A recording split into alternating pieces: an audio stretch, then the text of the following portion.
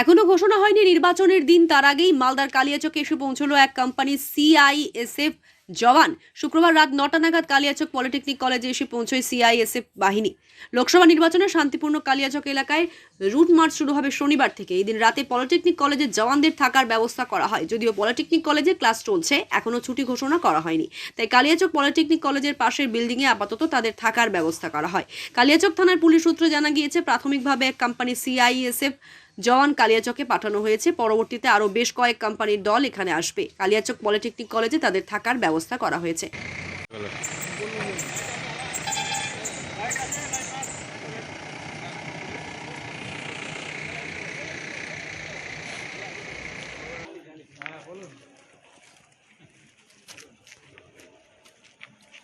Cameraman focus না,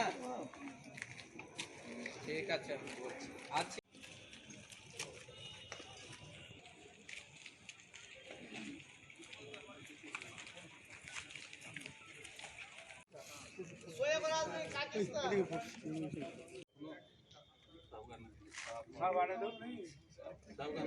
ফারাক্কা থেকে শুরু করে বলছি পিটিএস অবধি।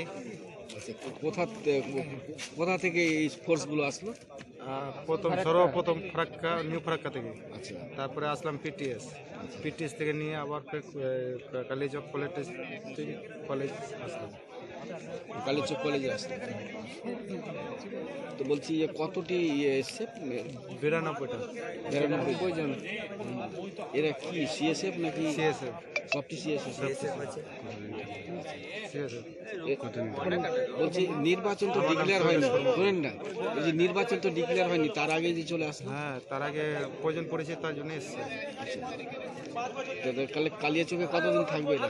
প্রায় 2 মাস মানে নির্বাচন পর্যন্ত নাকি? মালদা থেকে দেবু সিংহ, দেবাশিস পালের রিপোর্ট, আনন্দ বার্তা।